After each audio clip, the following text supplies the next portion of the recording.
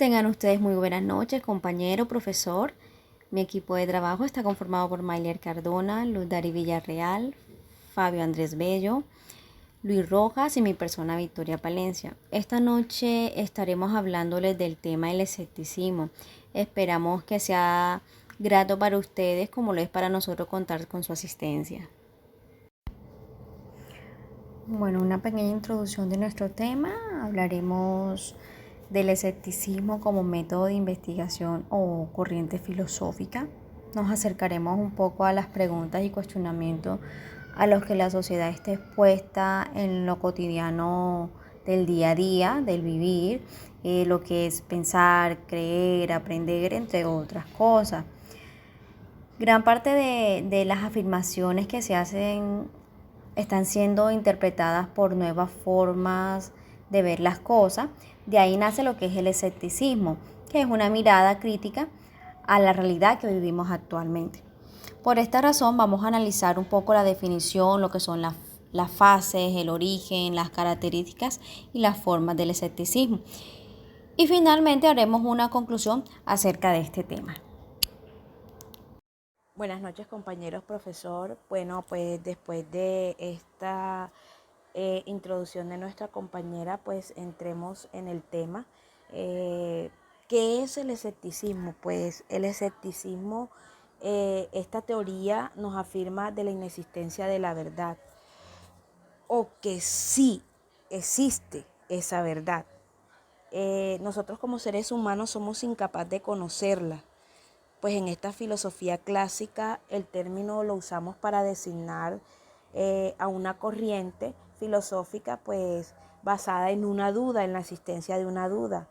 O sea, donde nos dice que debemos dudar de todas las cosas, fenómenos o hechos que se dan en el mundo. El escepticismo remite un problema filosófico de nuestra relación con el mundo externo, pues fundamentalmente en lo que se refiere o a lo que se refiere este es a lo que conocemos o lo que podemos conocer de él. Este movimiento filosófico específicamente eh, da claras connotaciones epistemológicas y pues aclaro, la epistemología es una teoría de fundamentos y métodos de conocimiento científico. El escepticismo es un agente activo de la razón frente al irracionalismo organizado. Por tanto, es una de las claves de la decencia cívica y social, pues en palabras del gran biólogo evolutivo Stephen Jay Gould, los escépticos piensan que todo depende de quién experimenta algo o de quién realiza la labor de investigación. Es decir, defienden todo o defienden que todo es subjetivo y que no depende del objeto que se investiga, sino que lo hace según el sujeto que realiza dicha labor. Continuemos con la fase del escepticismo. El escepticismo como corriente filosófica tuvo tres fases importantes. El pirronismo, que es el escepticismo antiguo, el escepticismo del inicio, se dio en la mitad del siglo IV y del siglo III a.C. y tuvo como discípulos a Pirrón entre los años 365 y 275 a.C. y también tuvo a Timón de Fleontet entre los años 325 y 235 a.C. La segunda fase es el escepticismo de la Academia de Platón entre los siglos 3 y 2 a.C., donde se dio en la Academia Media Arcesilao, que estuvo entre los años 315 y 241 a.C., y la Academia Nueva, que fue la de Carneades, entre los años 214 y 129 a.C. La última corriente filosófica es la del neoescepticismo, que se dio en el siglo I y siglo II a.C.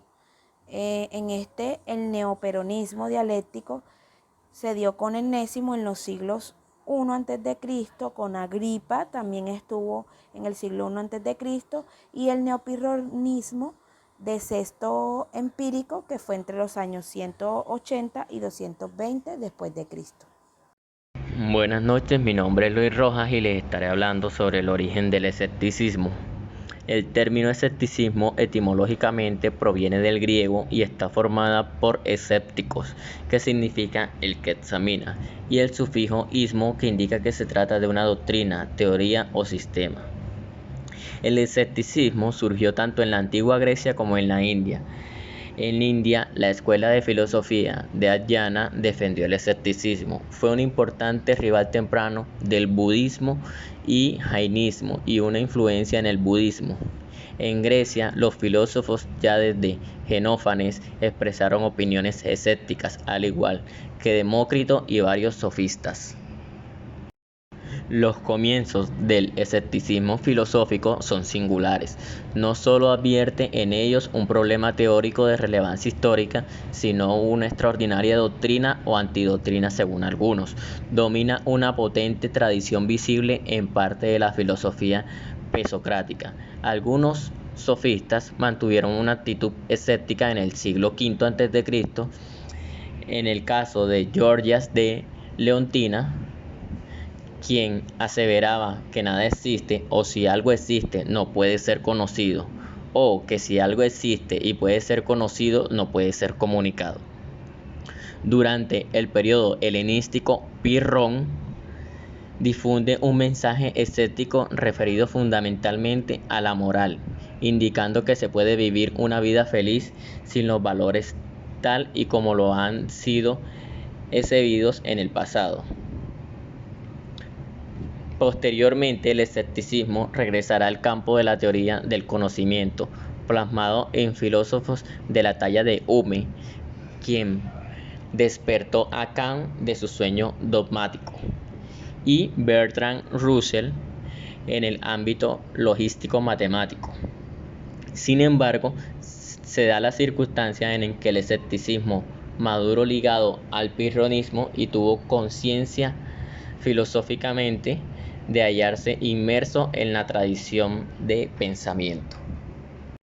La reputación de Pirrón como el fundador del movimiento escéptico no proviene de ningún escrito surgido de su mano, como hemos adelantado, sino de los testimonios de otros escépticos, los cuales reconocen que encarnó mejor que nadie los principios antiguos del escepticismo. De todos los escépticos, quizás Pirrón es el autor cuyo estudio es más necesario y más complejo a la vez. Pirrón de Elis desarrolló su vida filosófica entre los siglos IV y III a.C. Su pensamiento estuvo muy influenciado por los ginosofistas, filósofos indios que practicaban el ascetismo, la búsqueda de la perfección moral y espiritual a través de la renuncia de los placeres materiales. Pero Pirrón, a diferencia de los ginosofistas, duda porque cree que el ser humano no dispone de la capacidad suficiente para encontrar verdades. Habían dos escuelas principales de escepticismo en el mundo griego y romano antiguo. El primero fue el pirronismo, fundado por Pirrón, y el segundo fue el escepticismo académico, llamado así por sus dos principales defensores, los cuales son Arcesilao y Carneades, al ser sucesores de la Academia de Platón. Los objetivos del pirronismo son psicológicos para lograr la suspensión del juicio, es decir, el epoge, y la tranquilidad mental, lo que es la ataraxia. Los escépticos académicos negaban que el conocimiento sea posible. Buenas noches. Las características en el conocimiento solo puede contemplar los accidentes y no la esencia de las cosas. Las principales características del escepticismo tenemos como estas. No hay posibilidad de conocimiento verdadero. La verdad no existe. Y en caso de existir, no hay posibilidad de conocerla. No hay verdad ni falsedad, solo opiniones, así que no tiene sentido discutir por las mismas. De esta forma es posible alcanzar la paz espiritual. No hay juicios, solo opiniones. No es lo mismo ser que parecer. Desde la ataraxia, aseguran los escépticos, es posible contemplar detenidamente el mundo con sumo cuidado. La hipogée, suspensión de juicios, lleva a la ataraxia o ausencia de pasiones o lo que es lo mismo, paz interior. Las cosas, las acciones en sí mismas no son buenas o malas, son indiferentes, porque la hipogée en este sentido es la mejor de las opciones. No afirma, no niega. Ponen en duda de la información procedente de los sentidos, duda de la existencia de Dios, del alma, de la inmortalidad, duda de la existencia del conocimiento científico, de lo verdadero y de lo falso. Dentro de estas características del escepticismo, pues nos encontramos con este número, el cual podemos tenerlas en cuenta para poder meditar en ellas.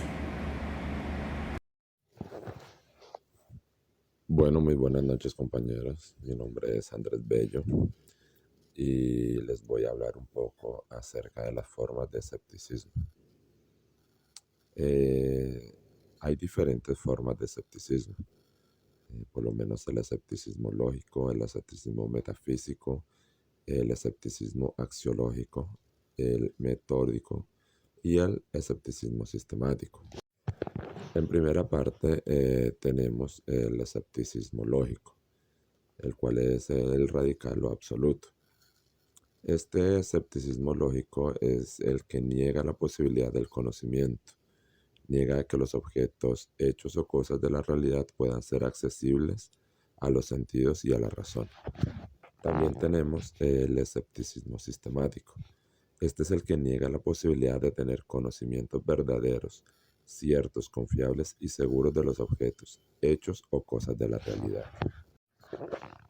Tenemos el escepticismo metafísico, el que es parcial o especial, llamado también positivismo. Niega el conocimiento de las últimas razones de los objetos, hechos o cosas de la realidad. Otra forma del escepticismo es el metódico. Esta forma de escepticismo pone en duda todo cuanto se presenta como verdadero en la realidad, para luego ir desechando lo falso y llegar finalmente al conocimiento verdadero. Tenemos también el escepticismo axiológico, también denominado agnosticismo. Niega la posibilidad del conocimiento absoluto y del conocimiento moral. Por otro lado, tenemos el escepticismo ético o moral. Sostiene que la razón por la que no tenemos justificación para creer cualquier afirmación moral es que es irracional para nosotros creer que cualquier afirmación moral es verdadera o que cualquier afirmación moral es falsa. Y por último, tenemos el escepticismo religioso. Los escépticos cuestionan la autoridad religiosa y desconfían o dudan de la verdad o eficacia de alguna o varias prácticas religiosas. Para finalizar o para concluir, podemos decir que nadie en el mundo puede ser escéptico de manera total o absoluta. El escepticismo crea la duda y niega la posibilidad del conocimiento, por el hecho de que los sentidos nos pueden engañar o nos pueden confundir, dado a que se producen o provienen de nosotros mismos. Entonces el escepticismo supone que el error y la verdad se confunden en el entendimiento humano, por lo que en varias ocasiones es necesario y mejor el juicio, es decir, no negar ni tampoco afirmar nada, sino mantenernos como en un punto neutro.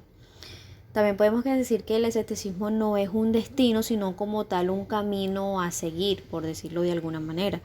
No es como la conclusión de algo, sino la herramienta para llegar a algo. Ser escéptico no es contentarse o conformarse con la primera respuesta que nos dan o la primera respuesta que podemos recibir. O sea, ser escéptico es más o quiere decir cuestionar la verdad que nos están entregando, nos están revelando. Se trata de preguntar los por qué, el qué, cuándo, dónde. De eso se trata el escepticismo. Ser escéptico no se trata de tener muchas respuestas, sino de hacer siempre preguntas, cuestionar todo lo que nos sea revelado. Incluso cuando se cuestionan afirmaciones que son a veces queridas por nosotros mismos.